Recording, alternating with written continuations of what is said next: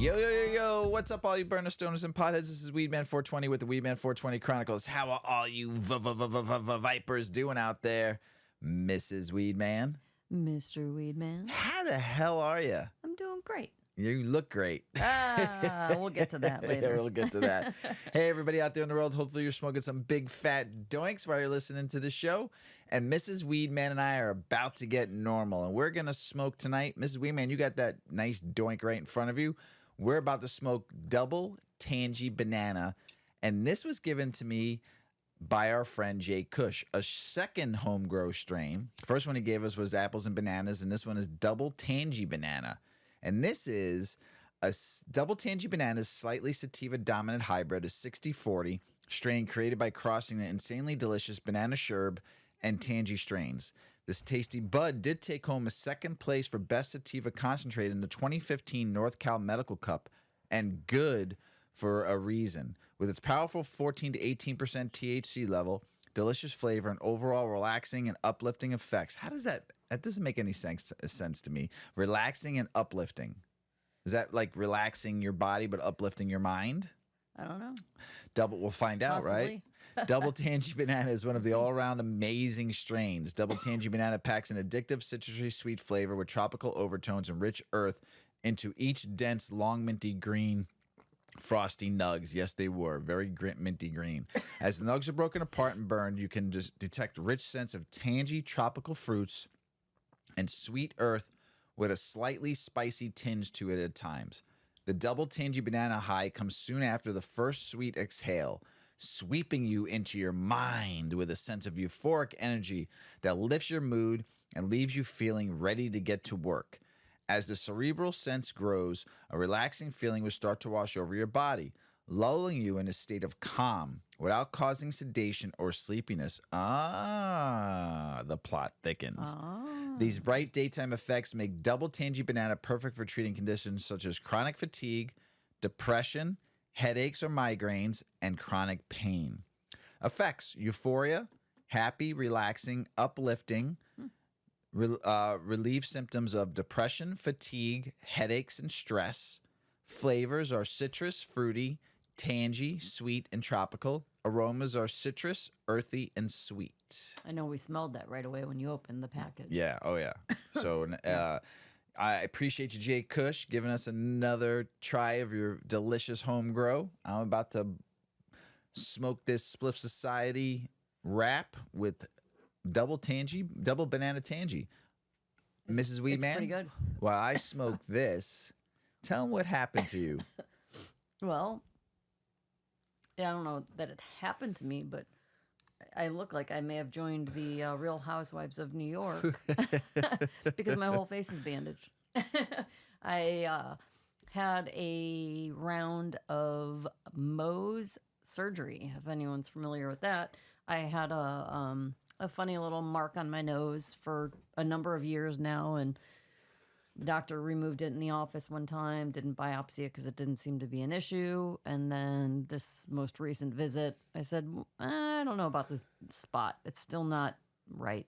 And so he said, well, why don't we give it a biopsy? Sure enough, I have skin cancer. So I had to have this Mohs procedure. And it was okay. It's just, I don't know how I feel about it. I've had everything poked and prodded.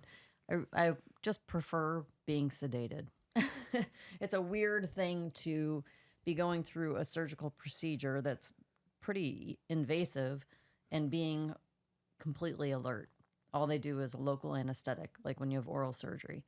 And although sometimes with oral surgery, they give you gas, so you're passed out. Anyway, it was an okay procedure. But now I'm walking around with this big taped up face and... Two black eyes. One black eye, one a little dark. Yeah. So I look like I've been through the ringer. But I'll be all right. Looks like you got... From what I understand, like once you have your skin cancer removed, they get clear margins. I don't think you like still have skin cancer. It's different than other cancers. So moving on and wearing my sunscreen a little more diligently than before. Well, I would say in my like more adult years, I've been pretty good about sunblock, at least on my face, and a low sunblock on my body. anyway, now I will be religious about it. So If you have any kind of get your blemishes, skin checked get and your wear skin. your sunblock. Yes, get your skin checked. I know some of you youngins out there love to go out in the sun with no sunblock and just test the waters and gets burned. Oh, geez, Louise, we were kids of the No sunblock in the era. Midwest. You went out your first. Usually, your start of the sunbathing year was the worst because. Sorry, I'm dying over here. You all winter long, you're in Chicago, and you're not seeing the sun, and then. Back when we were young, it was like, the end of May, and you get these hot summer days, late spring, early summer days, but they were hot. We would climb onto our second-story house roof, and then we would lay on silver mats that were like the reflective padded mat that you put on your windshield, like if you don't have tinted windows or you don't want your dashboard ruined. Essentially, that was a sunbathing mat when I was a teenager. And so we'd go out my sister's bedroom door, and then we'd climb a ladder onto the roof of the back of our house, second story.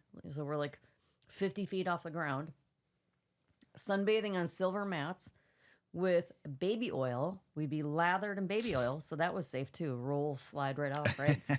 With our boom box and smokes, and we'd have sun in our hair. So baby oil, sun in, smoking, black tar roof, silver mats, and like a successful day in the sun you felt pretty toasted, Oh my God, awful, so bad.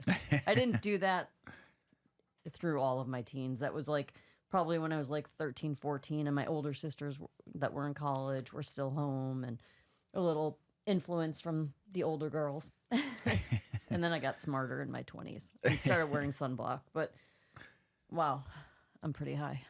It's pretty good stuff. Sorry about the long-winded story It's there. all right. Everybody loves a little story. Now, and back then, starting in like 8th grade, I went to tanning beds. We would tan. Oh my God, I just loved being tan.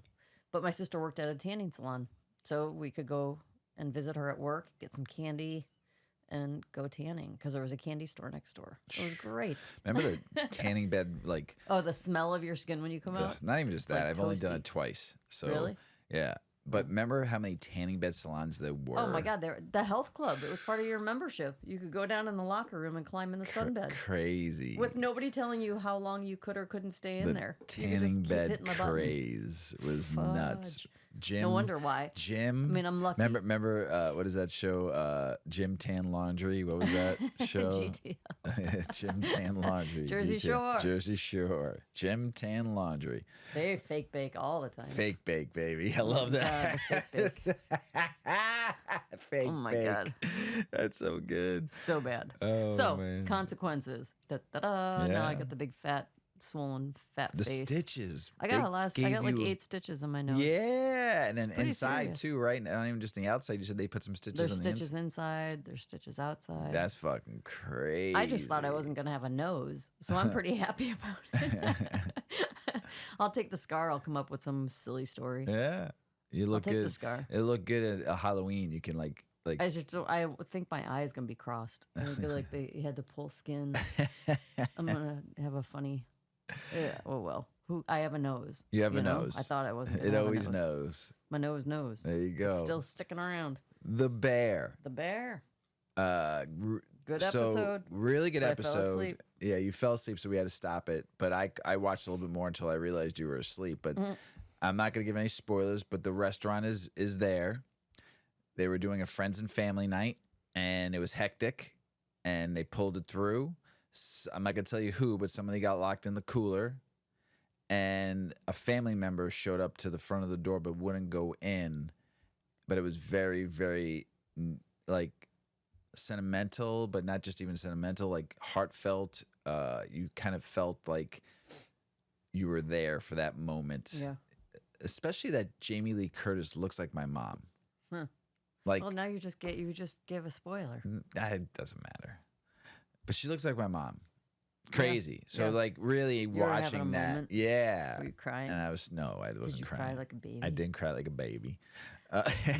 My little great nephew, one of the first things he said about Mr. Weedman was, He cries like a baby. Because I was fake crying because he hit me. And I started fake crying. And then he walked over to you guys and said, Mr. Weedman cries like a baby. I think he was like 3 when he said that too. Oh my God.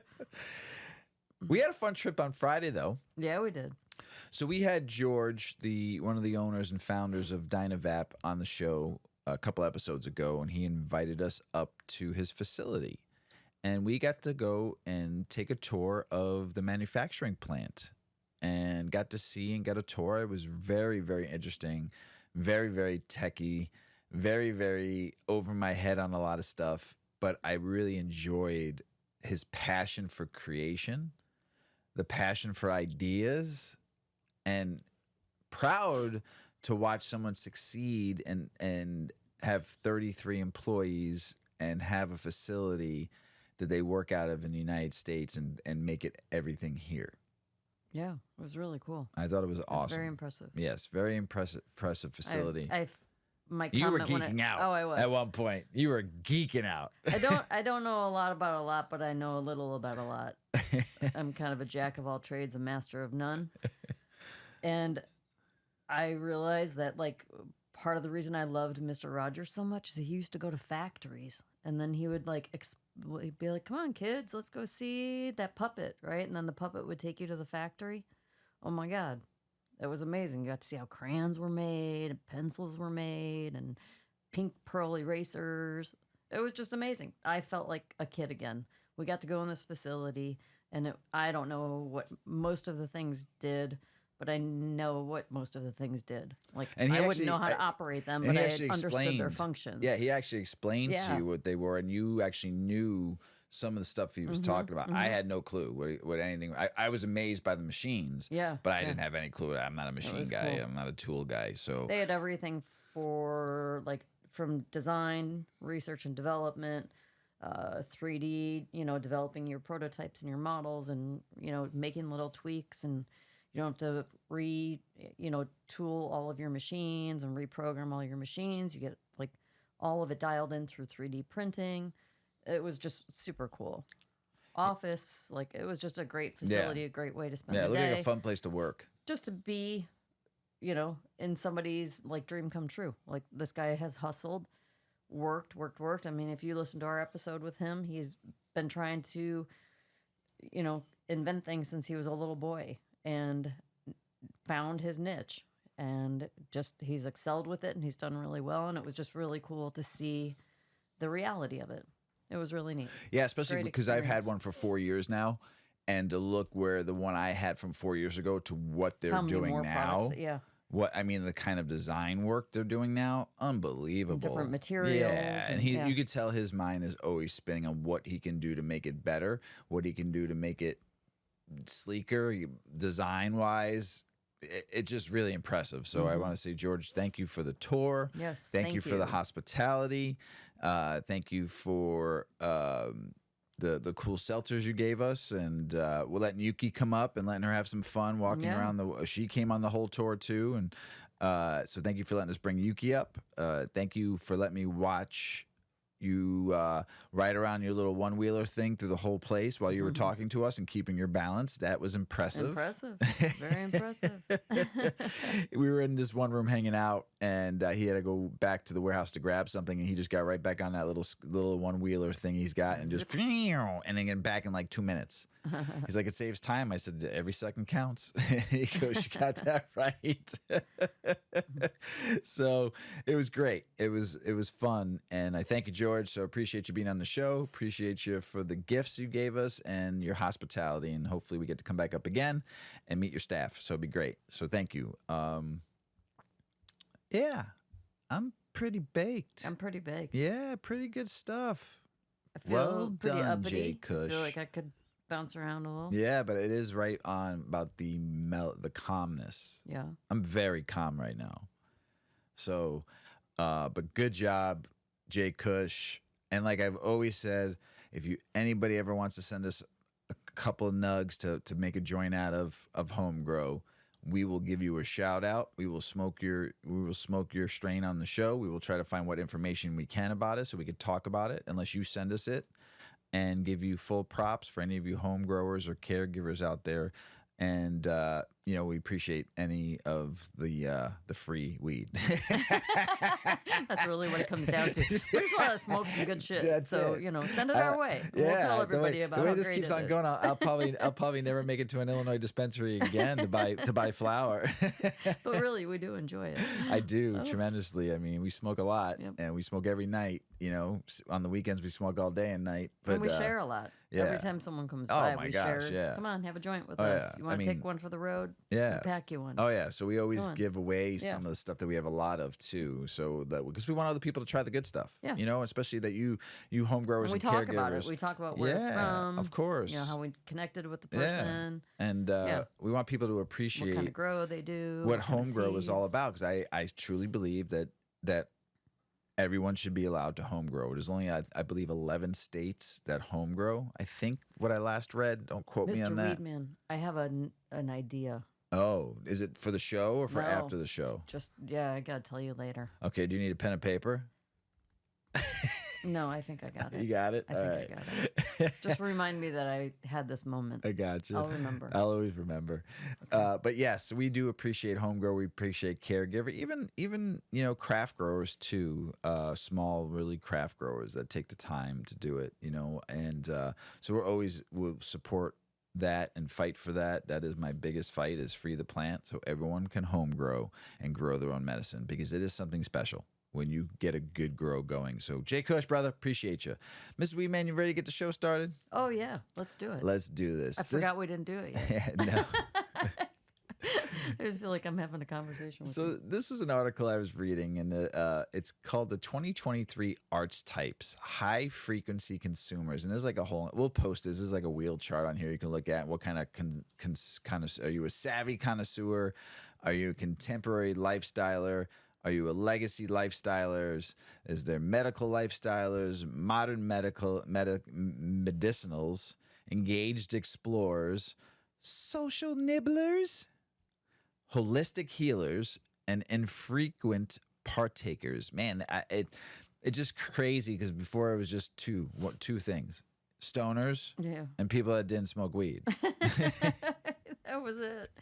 You're a stoner or you're not.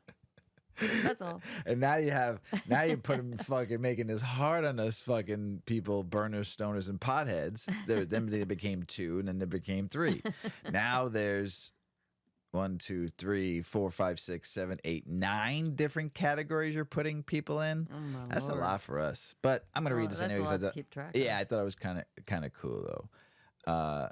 So this is a report that this New Frontier Data did, and their upcoming report is Cannabis Consumers in America 2023. This part one of this, I think there's going to be 3 parts of this. This is part 1, an overview of consumers today. So the savvy consumers, 13% of consumers. That's savvy consumers is 13% of the cannabis consumers. These extremely consumers typically use cannabis multiple times per day for a wide variety of both medical and recreational reasons. They consume many different forms of cannabis, both smokable and non-smokable, though most live in states where the access to cannabis is legal. Savvy consumers source cannabis both from regulated channels, legal dispensaries, delivery services, and informal sources, friends, and traditional market.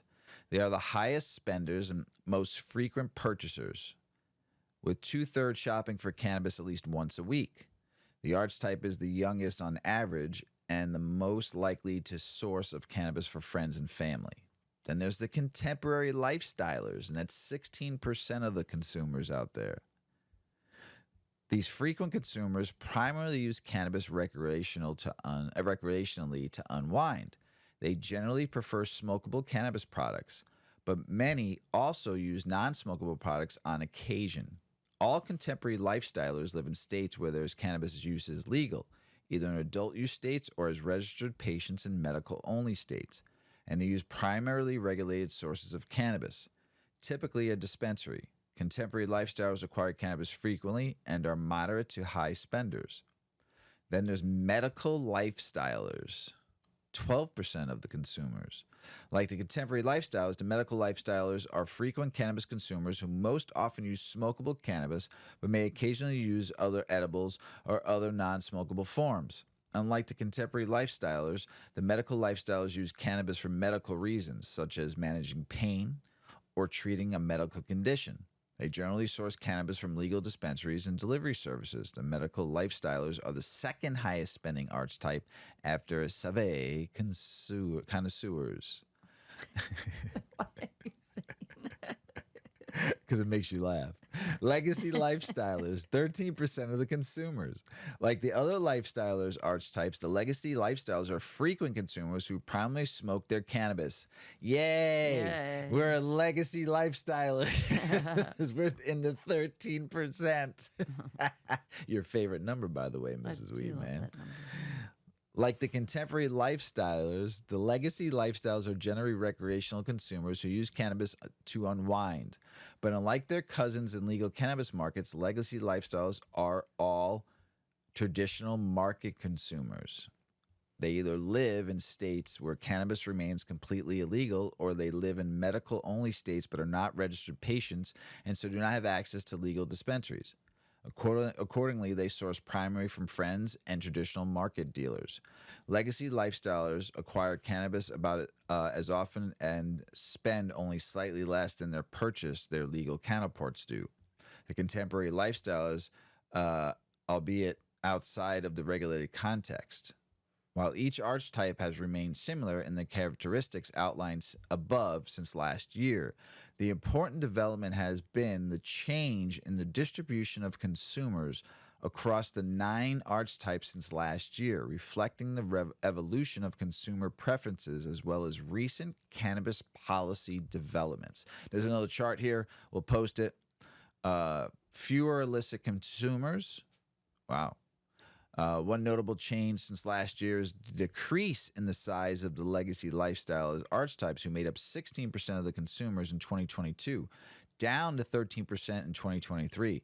The legacy lifestyles are archetypes most inhibited by their state's cannabis laws, with several states, including populous markets like New York and Jersey, expanding legal access to cannabis between 2022 and 2023 surveys. Millions more consumers find themselves in the new archetype, even if their use behaviors and motivations have not changed. Connoisseurs settling in. The Savvy connoisseurs is the other archetype that has shrunk its relative size since last year from 18% to 13% of all consumers. Part of this shrinking is the result of new, less frequent consumers becoming a larger part of consumer space. It could also reflect in return to the new normal after further easing of pandemic restrictions. Also, don't forget, because now cannabis is legal in a lot of states, a lot of people maybe just smoke it once a week. They smoke it socially at a party. They go to a dispensary maybe once a month, and they have the edibles for like a whole month. They eat maybe one a week or something like that. So that's where it kind of makes sense to me. The reduction in the number of Savvy connoisseurs from 2022 to 2023 may also be reflected of consumers in newly legal markets settling into their own consumption habits. Rather than they feel the need to try a variety of new products, they have figured out what they like and are creating a routine. It's just like booze or beer. You find what you like. If you like Miller Lite, you're going to drink Miller Lite. If you like Lagunitas IPA, you're going to drink Lagunitas IPA. If you like a seltzer, you're going to drink Truly, or you're going to drink White Claw. You're going to drink something, and you find that, and that's what you stick with. That makes a lot of sense too. They also find less of a need to educate their friends about new products or procure products for the social criticals as cannabis becomes more mainstream and the general public becomes more knowledgeable. So, that was a good article. I mean, it explains a lot. I just don't like maybe the labeling so much for data or data, however the fuck you say it. It's fine. Companies use this to figure you out. Don't forget that. So figure out now you're being put in categories instead of just being a burner or a stoner or a pothead. You know, you're being put in like a consumer category now all you burner stoners and potheads and vipers out there. Just remember that you're a consumer category. You're many consumer categories. Yeah. You ready to go, Mrs. Weedman? I hope so. I'm going to try. Harvard researcher breaks down the health benefits and some risk of cannabis. Mm-hmm. Yeah. You just read the title, right? I always do for you. Well, in 2018, Massachusetts legalized the recreational sale and consumption of cannabis for adults. Since then, the cannabis industry has steadily grown statewide, with more than 250 dispensaries opening up and sales totaling more than $1.5 billion last year alone. Since 2012, 23 states and the District of Columbia have legalized recreational cannabis for adult use, and recent studies show that nearly 18% of Americans have used it in the last 4 years. Despite this recent embrace of cannabis, lingering questions still remain about the health risks and benefits associated with using it. To help us get a better understanding of what the latest research tells us, GBH, who is a public media partner behind PBS and NPR, their show All Things Considered, host Aaron Rath spoke to Dr. Peter Grinspoon, a cannabis specialist and instructor in medicine at Harvard Medical School. He's also the author of Seeing Through the Smoke, a cannabis specialist untangles the truth about marijuana. So, this is a conversation between Rath and Grinspoon. Rath: to start off, I'm curious about the current state of cannabis research. I know that for quite a long time it was difficult to actually do research, and I get the impression that in the last few years we've seen some worthwhile studies. Is that the case, and what have we learned? Grinspoon: well, absolutely. First of all, there's been cannabis research all along, but because of the war on drugs and the U.S. government's policy, virtually all of the research was oriented towards finding harms, not into finding benefits. To be funded over the last 50 years in cannabis research, you had to find a drop in IQ or drop in sperm count, a drop in motivation, or something harmful about cannabis. Finally, that's starting to lighten up a little bit, and we're able to research both the benefits as well as harms. However, I do want to mention that cannabis is still listed as Schedule 1 in the Controlled Substance Act, which by definition says no medical utility and high abuse liability, neither of which are true. Obviously, it has lots of medical utility, and there are several cannabis-derived FDA-approved drugs on the market, and it has a low to moderate abuse liability, not high. The fact that it's still a Schedule 1 substance makes it very difficult to do research. We are doing better and more balanced research now, but a lot of the research is happening, for better or worse, in other countries, such as Europe and Israel, where they don't have such strict and severe restrictions on cannabis research. Rath: well, what are some of the big discoveries that have been made recently? Grinspoon: well, it's a little hard to generalize. There were 1,400 studies that came out in the year 2022. People have a lot of confirmation bias with cannabis, but what I think is coming out, the things that I find really interesting, are that with legalization, teen use has not been rising, which is really good. I think we're finding increasingly that cannabis is helpful in older Americans, particularly to help them get off of many other drugs, the polypharmacy that they're afflicted with. We're continuing to learn that cannabis can be helpful to treat both insomnia, chronic pain, and because it could treat chronic pain, it can help mitigate many of the harms that we find with other pain medications, such as opiates or nonsteroidals, which cause a lot of heart attacks, a lot of ulcers, and a lot of kidney disease. So I think we're confirming a lot of what people have been saying anecdotally in terms of the benefits, now that we're more able to study the benefits of cannabis. Rath: I also know from our reporting about some experimental uses showing promise for relief for patients with dementia and other neurological problems. Grinspoon: well, when I look at medical cannabis as a clinician, I don't say, is cannabis safe? I do say, Is cannabis safer than whatever else I'd be using? And the medication we use as older Americans in general tend to be more dangerous. That's why cannabis, for many of them, is a palatable alternative. For dementia, there's no great treatment yet. But for many of the behavioral disturbances and problems, the aggression, the confusion, and the anxiety, we tend to load these patients up on heavy-duty neuroleptics, such as Haldol and Thorazine. And people are finding cannabis to be much more palatable as an option. I like that. It results almost universally, if you look at the studies, in an improved quality of life. That's huge. Wrath, getting to the point that you were just making about safe versus safer. We've also seen some recent studies that seem to correlate the availability of cannabis with lower rates of opioid overdoses. Grinspoon, absolutely. I've been treating people with opiate addiction for at least the last decade, and I find cannabis to be a very helpful tool in a number of ways in terms of helping people who are addicted to opiates. Cannabis helps with their pain, anxiety, and insomnia, and when they're withdrawing from opiates. Unfortunately, I can say I have personal experience.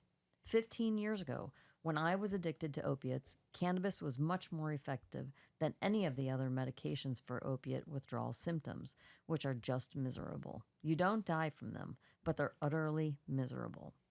Now, the one area that I don't think we've arrived at yet is with methadone and buprenorphine, also known as Suboxone. We have very good data that there's a 50 to 80% reduction in overdose deaths, and we don't have that evidence yet for cannabis. So, I certainly use it to get people off opiates and for chronic pain, but when it comes to opiate addiction, I usually prescribe Suboxone and use cannabis as an adjunct just because there isn't the same level of data yet. Wrath. Well, let's go back to risks from cannabis.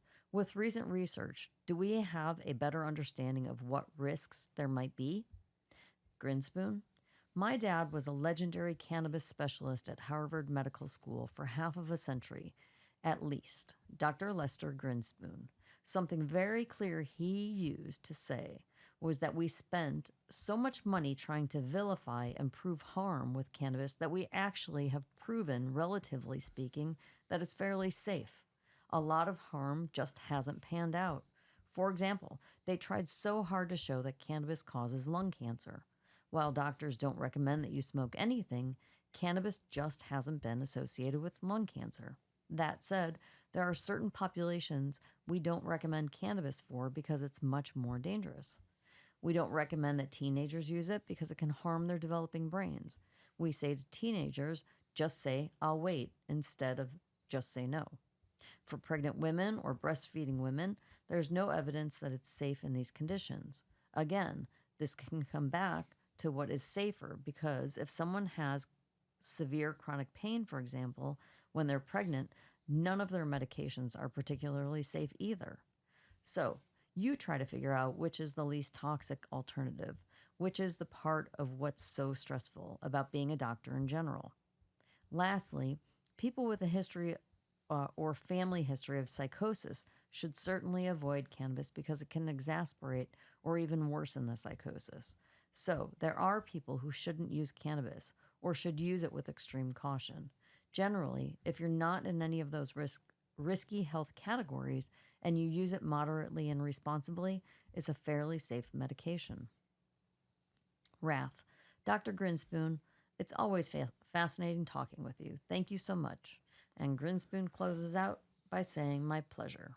And thank you so much for these great questions. And I agree. That was a really good interview. Really good. And I like how he said in that last part that if you treat it like a medicine and you use it for a medicine and you have certain ailments that medicine doesn't work with, then don't use that medicine. Right. Right? That is now the term for that is called conscious consumption. There you go. Especially if you're using it medically, then you treat it like medicine. Like Mr. Weedman saying, you really got to dial it in and pay attention to the strain you're smoking, if the effects are helping the symptoms that you're trying to better. And if it's not, don't buy it again. Keep trying until you find things, types of strains that are good for you day and night. Right? Yeah. Yeah. Absolutely. Yeah. Yep. I'm high. Are you? Yeah. There's some major changes to cannabis law that take effect around the U.S. Thanks. This is from Normal that put this article out, and it's spelled NORML. They should be in every state that you can find your local Normal office. So here's some of the effects that are changing. In Maryland, cannabis possession, personal cultivation, and retail sales are now legal. In Connecticut, adults may now cultivate marijuana at home for personal use. In Virginia and Nevada, multiple medical cannabis program improvements were implemented. In New Hampshire, out-of-state patients are now able to access state-licensed medical dispensaries. In California and Louisiana, efforts to expunge thousands of prior cannabis offenses are underway. In Maine, legalization limiting the ability for those on prohibition to be drug tested for cannabis has become law. In Ohio, cannabis legalization bill is currently awaiting a committee hearing and a subsequent vote. In North Carolina, medical cannabis legalization legislation is gaining momentum. In California, Connecticut, Maine, and New Jersey, legislators are working to establish social venues where legal cannabis may be consumed privately by patients and of aged adults. In California and Pennsylvania, bills expanding access to medical cannabis programs are awaiting legislative action. So there's some different changes going on. But something more fun now is scientists are studying how to roll and smoke the perfect joint. And I gave this to Mrs. Weedman because she loves smoking joints. Well, scientists do a lot of important work, and sometimes they try to figure out how to roll your joints to get you the highest. This was the case from one team who presented their findings at the Canadian Chemistry Conference and Exhibition in Vancouver recently. While the concentration of tetrahydrocannabinol, or THC, in the cannabis itself is important, the team found that the amount of THC which makes it into the smoker system is highly variable depending on how the joint is made. The team from Cannabis and Psilocybin Research Center, Delic Labs, put various spliffs to the test on a machine that could inhale and test the chemical composition of the resulting smoke, USA Today reports. Weed, any stoner will tell you, needs to be ground up before you make a joint in order to help it burn. The team tested what level of grinding was better, 1 millimeter particles or 5 millimeter particles, as well as determining which part of the spliff delivers the most THC. According to the team, joints made from weed that had been ground smaller burned faster and more efficiently, giving the smoking bot more THC than the 5 millimeter grind. However, the 5 millimeter grind lasted longer, despite not delivering as efficiently. This probably comes as no surprise to any experienced weed smokers. However, there was one interesting piece of information that came out of the test, which may upend the stoner etiquette of rollers' rights, or the idea that the one who rolled it gets to smoke first. According to the experiment, the best part of the spliff to get you high, where more THC and CBD is delivered, is at the end of the joint. And this was true regardless of the size of the particles. Interesting. However, if your goal is to get really high, other research does suggest the most efficient way to use your cannabis is by vaporizing it rather than burning it. We just have been learning so much about this lately. Yeah. In a simple study, volunteers were given weed containing 0, 10, or 25 milligrams of THC without being told what dose they had received and were asked to vape or smoke it. They were then asked to report how stoned they felt, while also performing a series of physical and cognitive tests and having their medical stats monitored. While the higher doses got everyone super high, regardless of whether they vaped or smoked, vaping was the clear winner. Vaporized cannabis produces significantly greater subjective drug effects, cognitive and psychomotor impairment, the team wrote in their study, and higher blood THC concentrations than the same doses of smoked cannabis. So get your vaporizers out and take a puff and see for yourself. There you go. You have been rolling your own joints lately, Mrs. Weedman. I'm trying. Sometimes you I'm have. terrible. Yeah. Yeah, but out of the 10 learning. you've rolled in the last probably week, maybe week and a half, only 2 weren't smokable. Yeah. The rest 8 were good. We smoked them. I'm getting there. That's a pretty good average there for somebody that's just starting out. I'm not happy with them. They're not smooth yet. They'll get there. I'll get there. Yeah. Illinois, one town might increase required distance between dispensaries and schools and churches. The town of Normal McLean County. The motion aims to increase the minimum distance between adult use cannabis shops and schools, daycares, and churches to 200 feet from the current 100 feet. So, crazy.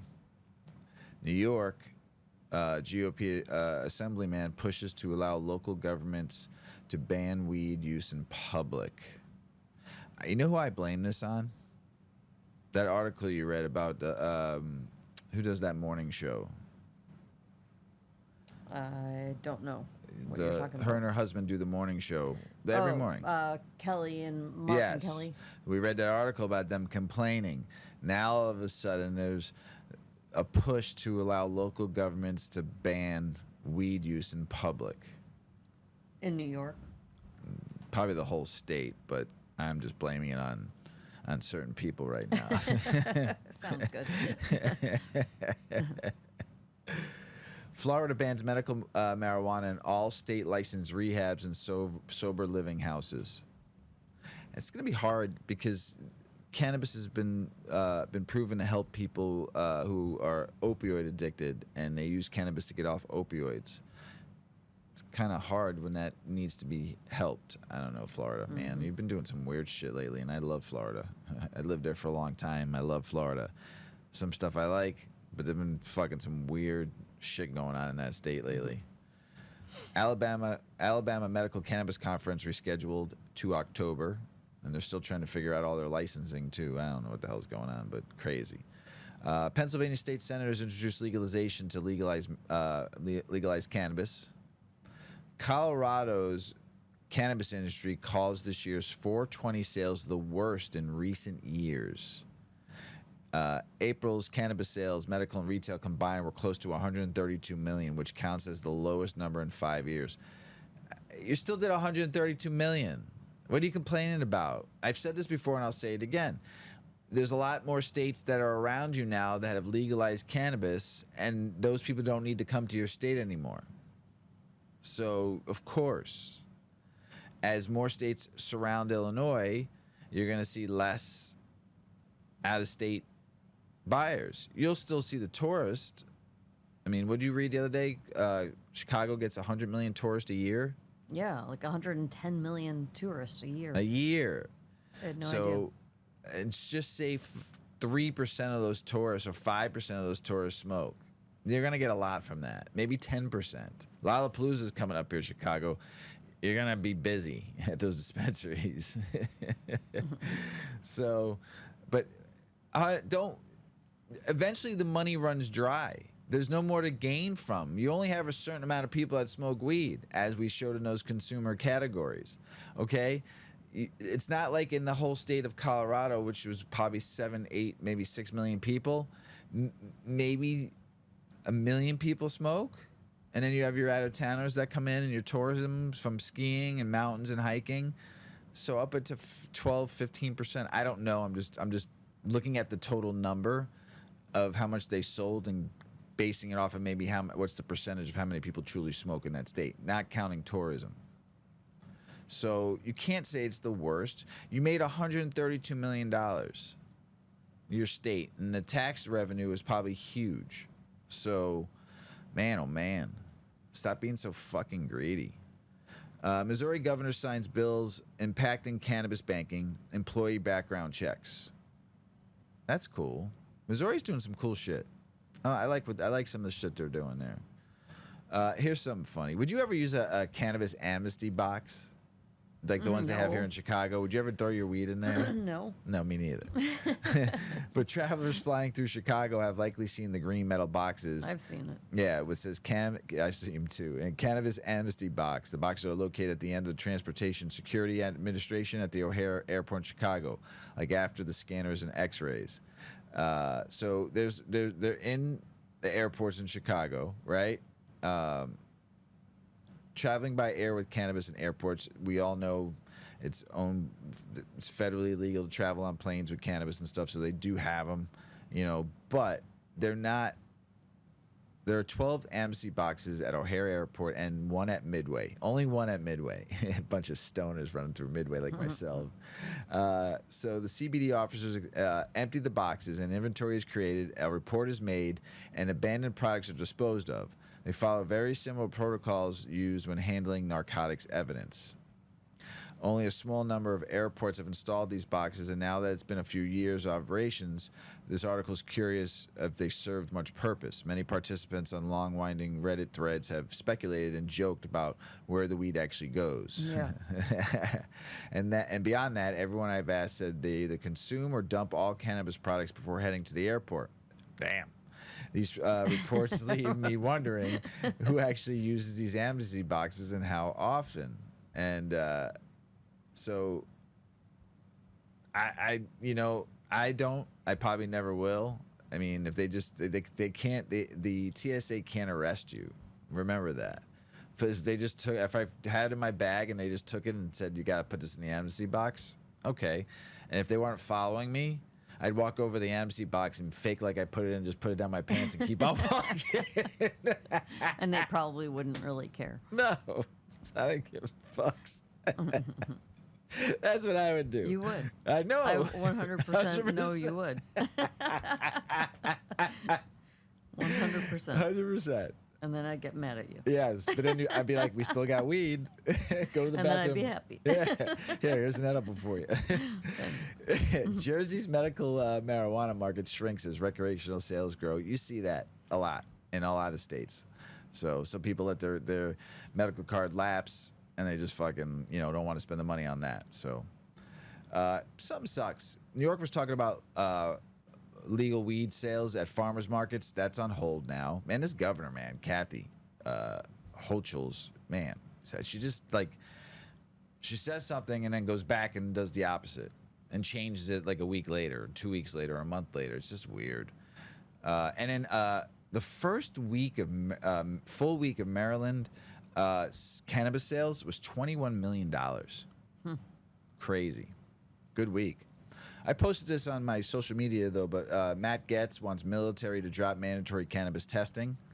My reasoning, and from what I read, is it's the lowest ever recruiting in 50 years in all the branches. And they all are falling short. And a lot has to do with their drug testing that the military does. So it's probably scaring a lot of people away.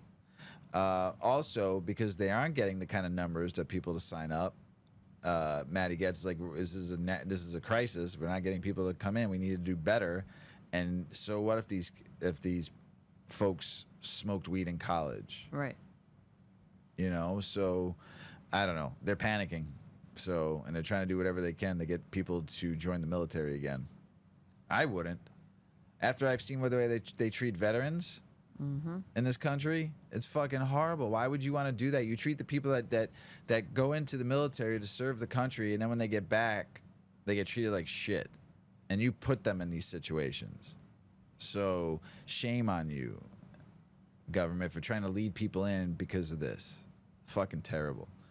Ohio activists turn in signatures to put cannabis legalization on November ballot. Go Ohio. Because they're drowning in so much excess of cannabis right now that they can't sell because the medical cards aren't growing. And there's 92 dispensaries now. So we'll see what happens. Oreo owner sends cease and desist order to cannabis growers because of the name of a lot of Oreos has been a popular cannabis strain since 2020 thanks to its heavy potency, blah, blah, blah. But Nabisco that makes Oreos doesn't like that the cookies named Oreos with a Z instead of Oreo with just an O at the end. I get it. So Mondelez's attorney is going after cannabis breeders that are using the name. It's spelled with a Z, not your name. So go fuck yourself. It is International or National Hemp Month. Yeah. Right? Yeah. And our founding fathers in this country, which I've read before, hemp was a major crop, and I'll let Mrs. Weedman take over on that, but it was a major crop in this country. And You were mandated. You had to have a percentage of your, I think you had to have 1 to 5 acres or something of hemp if you were a farmer. Yeah. And you got, you were giving, you had to sign contracts or sign stuff too to make sure you were doing it. There was a lot of stuff we've read. I'm pretty baked right now. I can't remember it all. But the 7 founding fathers farmed hemp. I mean, there's a big joke that you'd always see the George Washington dollar bill that says, "I grew hemp" coming out of his mouth. It's been known forever, So tell us about it, Ms. Weedman. Yeah. America is built, pardon me with all of my scratchy throat. America is built on a foundation of hemp advocacy. On July 4th, 1776, 247 years ago, the Second Continental Congress unanimously adopted the Declaration of Independence, announcing the colony's separation from Great Britain. Many of them not only grew hemp, but insisted how important the plant was to the foundation of American agriculture. Sorting through rumors about the Founding Fathers and hemp is another story with invented quotes and misinformation. The Declaration's blanket assertion, all men are created equal, should be taken with a grain of salt, given that many Founding Fathers owned slaves, and Thomas Jefferson and Henry Clay's slaves also grew hemp. It would take a lot longer for actual equal rights to materialize. In colonial times, hemp was an acceptable form of tax payment for over 150 years. The Hemp Tax Act, right? The Hemp Tax Bill, I think it was called. The Hemp something. Anyway, here are the top founding fathers who farmed, milled, processed, or advocated for hemp. George Washington. MountVernon.org is the website for George Washington's estate, and they admit that he grew hemp extensively and compared it to tobacco. Throughout his lifetime, George Washington cultivated hemp at Mount Vernon for industrial uses, Mount Vernon writes. The fibers from hemp held excellent properties for making rope and sail canvas. In addition, hemp fibers could be spun into thread for clothing, or, as indicated in Mount Vernon records, used in repairing the large seine nets Washington used in his fishing operation along the Potomac. Nearly 500,000 Americans die annually from tobacco-related illness, but to think that if it could be avoided if Washington had his way is powerful. At one point in the 1760s, Washington considered whether hemp would be a more lucrative cash crop than tobacco. It would have. Yeah, but he determined wheat was a better alternative. Today, scholars can sift through George Washington's detailed grow log on the website. Thomas Jefferson. Jefferson's hemp crops were massive, and he enlisted slaves to grow it. Enslaved laborers cultivated hemp both at Monticello and Poplar Forest, Jefferson's plantation in Bedford County, Virginia. Jefferson's estate, Monticello.org, writes, Jefferson once used 48 pounds of hemp to make clothing for child slaves. Jefferson's massive plantation could yield up to 150 pounds in one day. A hand can tend 3 acres of hemp a year, Jefferson's journal reads. Tolerable ground yields 500 pounds to the acre. You may generally count on 100 pounds for every foot of hemp that is over 4 feet high. A hand will break 60 or 70 pounds a day, even up to 150 pounds. You can read page 95 of his hemp journal in his own handwriting on their website. American-made threshing machines invented around the time of the Declaration were used for hemp and were a symbol of power over Great Britain's dominance. Then there was Thomas Paine. Thomas Paine's book, Common Sense, spurred the revolution, and it had the largest sale and circulation of any book published in American history when it was published in 1775. It convinced colonists that they were being exploited by the crown. In almost every article of defense we abound, the pamphlet reads, hemp flourishes, even to rankness, so that we need not want cordage. The later line stirred up speculations, but rankness apparently means fruitfulness, ensuring that colonists would not run out of the hemp rope. Benjamin Franklin. Benjamin Franklin owned a hemp paper mill and published content about hemp's medical properties. Franklin published the Pennsylvania Gazette, and in excerpted Ephraim Chambers' Universal Dictionary, writing that hemp is of great use in the arts and manufactories. Like Washington, Franklin also had a change of heart on the issue of slavery and was the first president of an abolitionist society. However, little changed during his lifetime on the embedded institution of slavery. And Alexander Hamilton, America's first Secretary of the Treasury, oversaw hemp imports in the states and once imposed a 5% tax on hemp imports in 1790. All other goods imported from foreign countries shall be liable to a duty of 5% ad valorem, except certain articles deemed of importance to manufacturers, among which hemp is not. It is therefore certain that a duty of 5% accrues on the importation of hemp in the United States from any foreign country, Hamilton wrote on May 21st of 1790. Henry Clay, he ran unsuccessfully for presidency 3 times. He was also very enthusiastic about hemp and forced his slaves to farm it. Hemp was Henry Clay's most lucrative cash crop at Ashland. HenryClay.org writes, men enslaved by Clay grew thousands of pounds of hemp and manufactured it into rope and bagging for the cotton industry. Clay was interested in experimentation and pursued many new innovations in equipment and hemp varieties. And we have James Madison, America's 4th president and father of the Constitution, was also reportedly a hemp farmer and claimed that hemp gave him the insight to create a new democratic nation. Launched in 2015 by faculty from the Departments of Biology and Engineering, James Madison University's Industrial Hemp Research Program coordinates university expertise toward laboratory research. Happy National International Hemp Month, everybody. Hemp, hemp, hemp. Hemp, hemp, hemp can save the world. Say it all the time. It's amazing. International news, more than 1,000 arrested in a sweep of UK weed growers. A recent campaign to eradicate cannabis cultivation in UK netted more than 180,000 plants and resulted in the arrest of more than 1,000 people. Jeez. That is crazy. Raids targeted criminal gangs. And then the UK police chief calls for drug decriminalization. Also in that.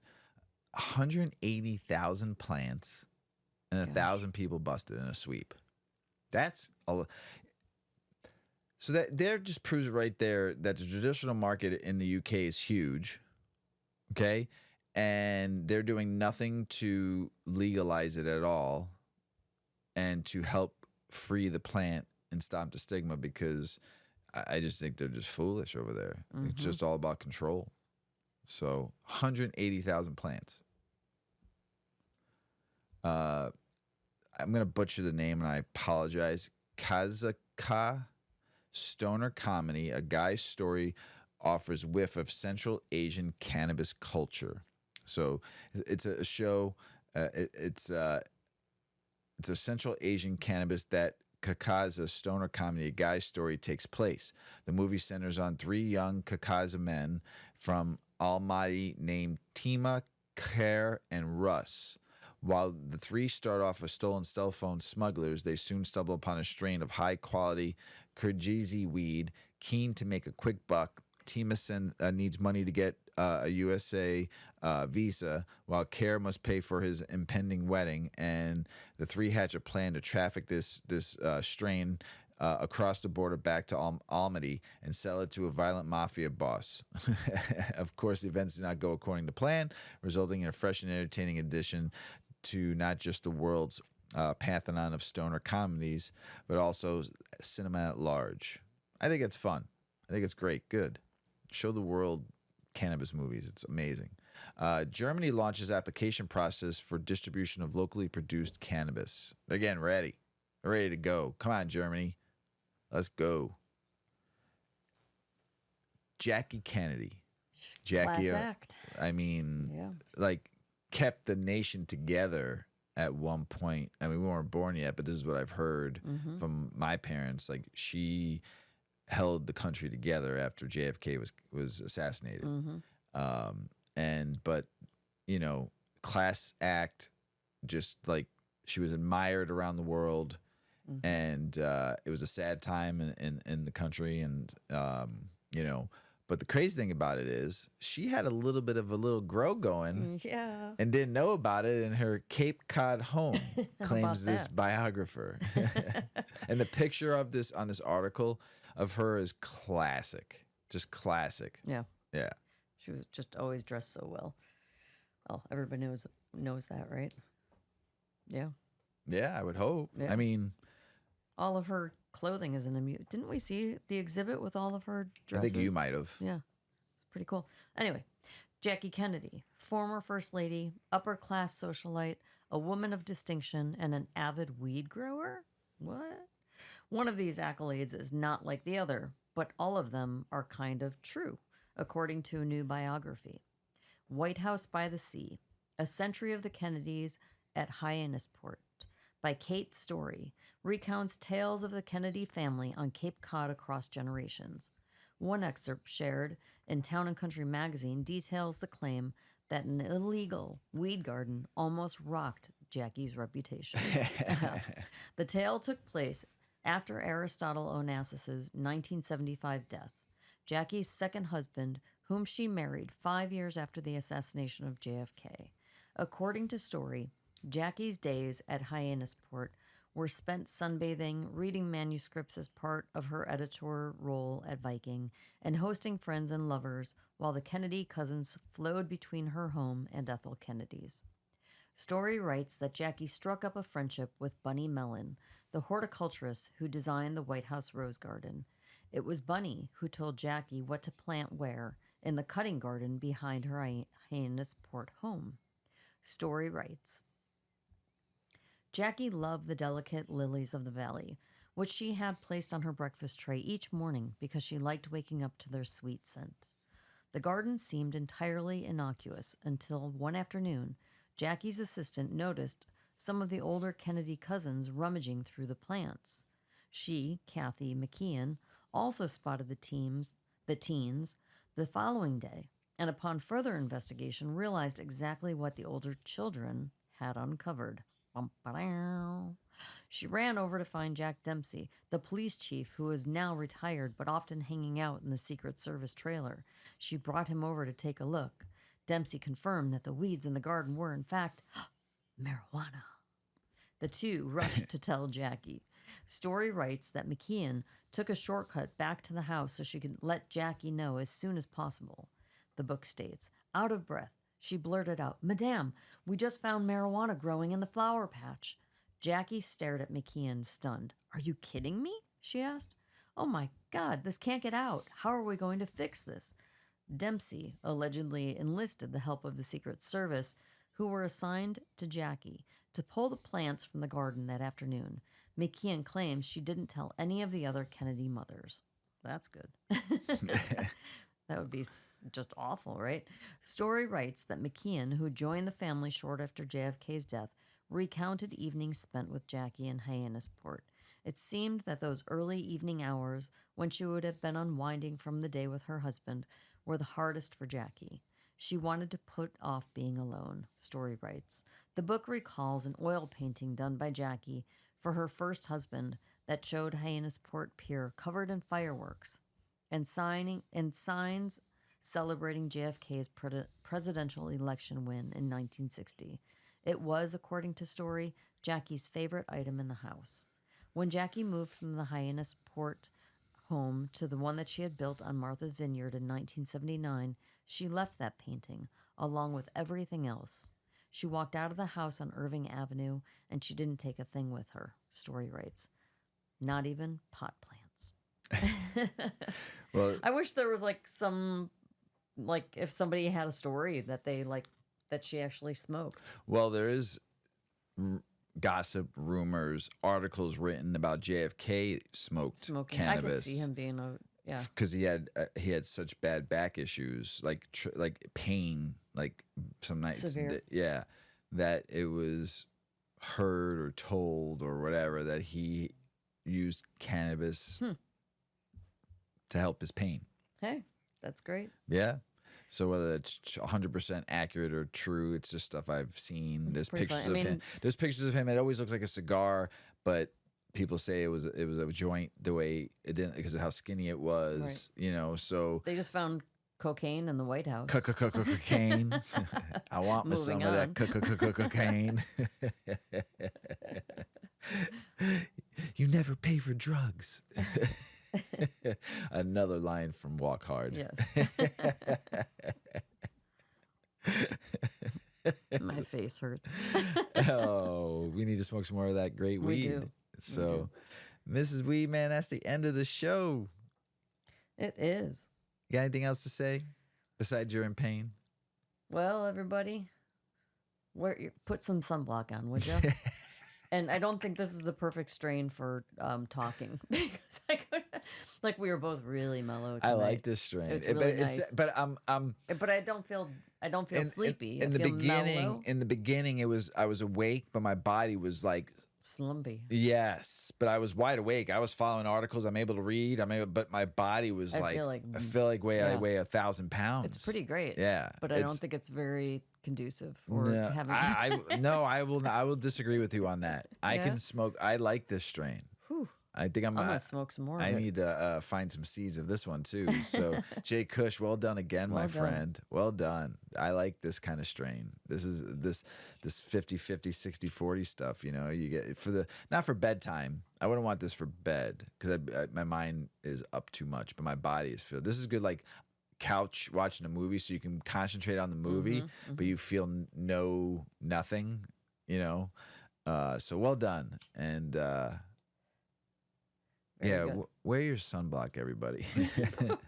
Put on I'm your sunblock, would looking you? at my beautiful wife over there going, oh my goodness. Put on your sunblock. Yeah, put your sunblock on. And we love you out there, everybody. Check out 8decades.com. Hit us up on our Insta, say hello. We appreciate everybody talking with us, and we love you out there. As Paulie always says, smoke smart. Puff, puff, and away. Puff, puff, pass. Check out our cannabis lifestyle brand online at 8decades.com. Our custom smokes and accessories are perfect for your coffee table, bedroom nightstand, or kitchen counter. They're designed for you to show them off. The canna community is also loving our hemp and cotton blend t-shirts, sweatshirts, scarves, and hats, finished off with our 8 Decades logo. We've got some awesome long-lasting goods that will be your favorite for years to come. 8 decades, because a 9th decade of cannabis prohibition isn't acceptable. Acceptable. Acceptable. Acceptable. Acceptable.